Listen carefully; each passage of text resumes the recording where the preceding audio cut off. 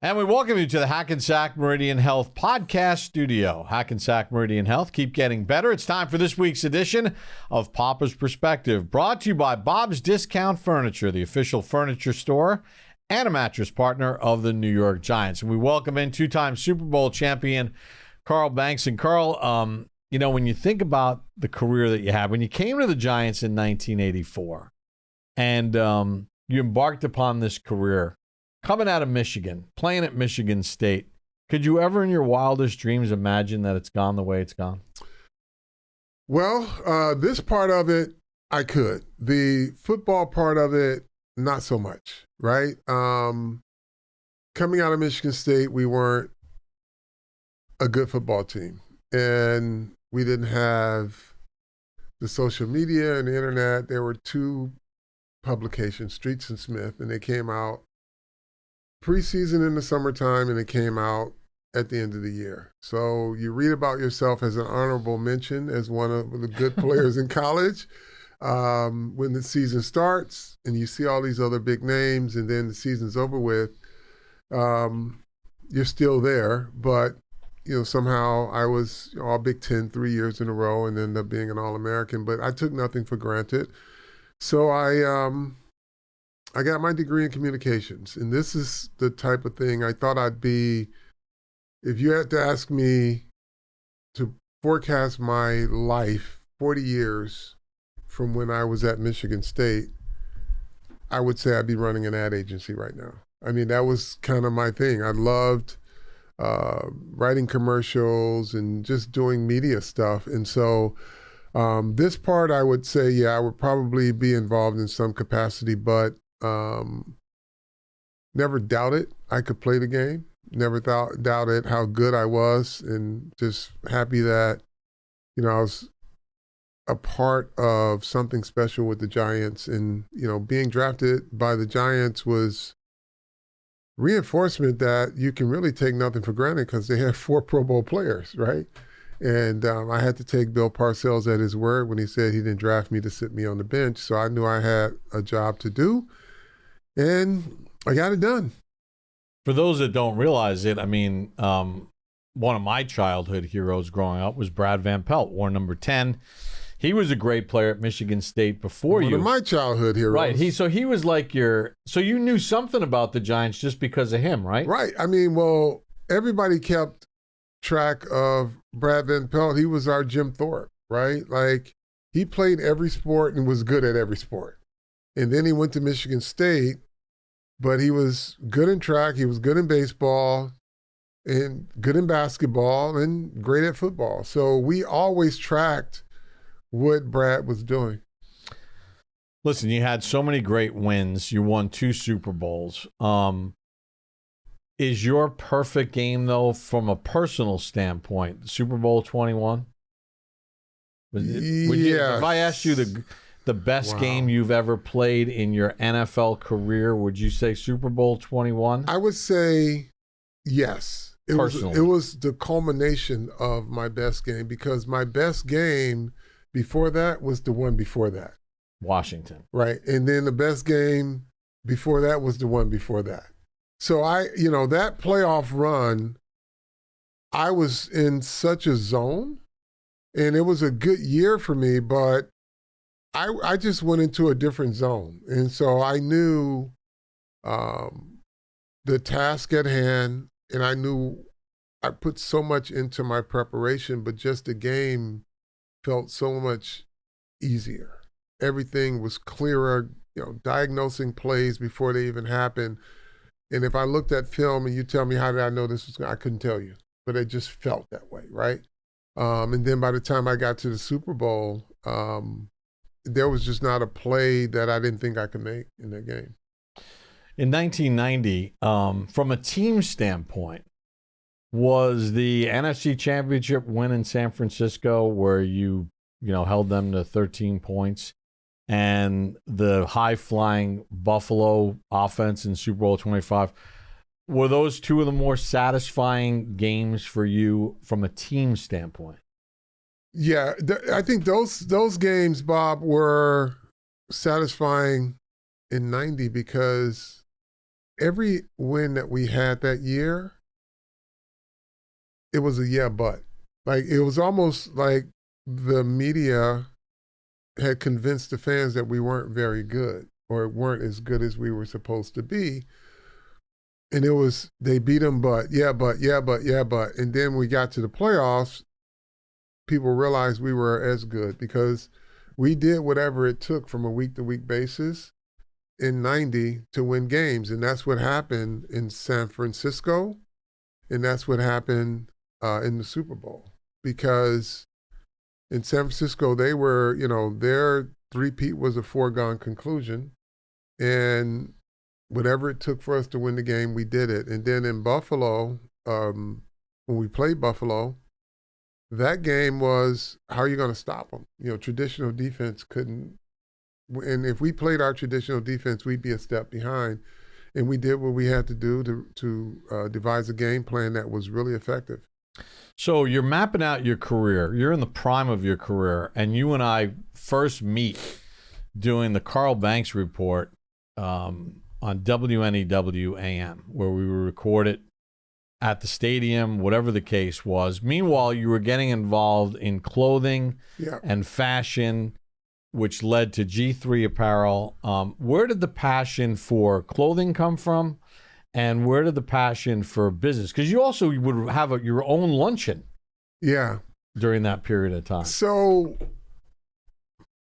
my passion for fashion, pun intended, it just way we were brought up. I don't think you can meet many people from Detroit or in that area, Detroit or Chicago, that can't dress, right? We were always into it. But because Starter had just gotten into the business and I was one of their first athletes signed to endorse the brand, I really was intrigued, but was impressed with, the way they saw football and fandom, right? And it became kind of a whole fashion thing, right? With Starter, the way they dressed coaches, the players, and then you saw that product in your favorite movies and TV shows. And I was just like, I want to do this, right? But I needed to find a lane. And the lane for me was to build leather jackets because nobody was doing them at the time. So I built a leather collection on 38th Street in the sample house. And I went to NFL and said, hey, look, I'd like to be a licensee. And I always joke with them now, they gave me a license to fail. They're like, sure, kid, we'll give you big and tall suede only jacket. Go make it work. And I made it work. And then they gave me big and tall suede and leather, and I made it work. And then they gave me all leather, and I made it work. And then they gave me all outerwear. I made it work. And now I'm the number one outerwear manufacturer to this day in professional and college sports. And built a bunch of other silos outside of that with the Starter brand, with our Margaritaville, our G3 by Carl Banks, G3 for Her by Carl Banks, partnered with Michael Strahan for the MSX Starter collab. And so doing well there, but also the communication aspect of it, if we go back to that same period, I was always about asking questions and wanting to grow as a business person. And so I thought one of the best ways to do that, and nobody had ever done it before, was to host these business luncheons, right? Where I got a chance to meet business leaders. They got a chance to talk football. And the one thing I learned through my journey in fashion is when I built my collection, I could get an appointment because of the NFL, right? The key was to shift the conversation from what happened on Sunday to my purpose for being there. So I will give you 15 minutes to talk sports with me, and I need the other 45 minutes of your attention to tell me how I can put my product in your store. So I understood that there was an attraction to sport, And when you have business leaders that are your season ticket holders, they're your suite holders, to give them an opportunity to do X's and O's and chalk talks and to bring a player there, they get just unfiltered access. And to be able to do that, we found, at that time it was Christo Steakhouse in Manhattan. And we had, some of the top business leaders pay a membership to come, and we do chalk talks on Tuesdays. And not a single one of my teammates said, no, you were the host of that with me. And it was just, just how you build business. That's how you build relationships at that time, because you get a captive audience. They get a chance to talk sports with you because that's something they all do in their spare time. And I got a chance to build business relationships. And then from that, you and I did the Carl Banks report, right? Which is all the pregame stuff that we see today. So when the game was over with, I would come up to the booth and we would do the post-game report. So during the week, it was the Carl Banks report where we would tape it wherever we could find a warm place. Yeah. We didn't have studios back then. The official's bathroom, just outside the tunnel. Yeah, with frost coming out of our breath. In your car. Yeah. And so that was cool, but just being built for business was something that all of those things allowed me to do in terms of networking and finding a niche for the things that made me happy. And this is something I realized early on that, and if you guys are young, you probably don't know this word, but you should probably look it up.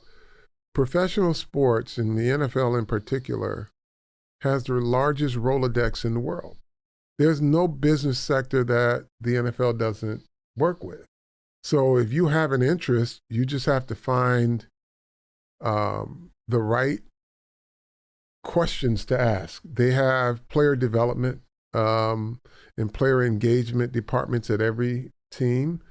The Giants have maybe 4 or 5 or 6 people that their job is to help you develop off the field. And I was able to do that, and I didn't have that guidance, but I had to learn. And being in New York and winning in New York obviously helps. Carl, let's circle it back, just bring it all back to football and wrapping up. So now you have Starter, you got the G3 brand, you have all these different silos. You brought Starter back to life after it was defunct, it was gone. So now you're the Parcells of your team. Talk about some of the lessons that you learned as a player that you find. Do you ever find yourself sitting back in a meeting or a meeting's over and I can't believe I just said that, but this is what Parcells always said to me, and it really made sense. Yeah, I just had that situation a week ago with one of my key people, and just paying attention to detail, and having these rapid fire questions, because I wake up one morning, it's no different than Parcells, who's asking me, do you know what the backup running back's name is? Do you know what their favorite play is? Do you know what he does?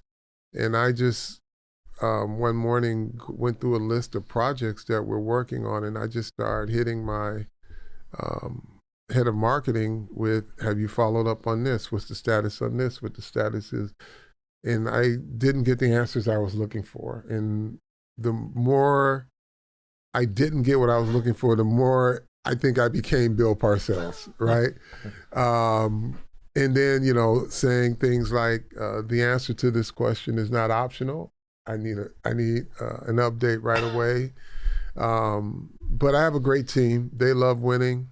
They love building great things. And sometimes it's difficult for me to manage expectations, but my team knows that I have high expectations because I'm a high achiever, right? I'm used to winning. I'm used to doing what it takes to win. And that's the part that I can impart on my staff. like doing what it takes to win. If you like winning, if you like success, then do the little things, right? You don't have to get your, body banged up to do it like I did it, but mentally, here are the things that you will need to do to be prepared and to be better than what everybody else is doing in our industry, because we can do it faster because we think faster, and we execute at a higher level. And so that's where I'm at with that. And I'm excited about the 40th year anniversary of the 1986 Super Bowl. And we've got some really fun stuff on the drawing board for starter. And I'm going to make this announcement here on this podcast because that was a special year in New York sports, because the New York Mets also won, and we were very close-knit. Our teams, our players, we hung out together, we often dined together, and we supported each other. So Starter is going to release a really cool 40th year New York sports Giants Mets collection. I've started collecting some of and this is the beautiful part about Starter too, because they're so rooted in the heritage of sport and of every major championship, right? So my daughter has one of my Super Bowl t-shirts from 1986. I found the identical one for the Mets World Series.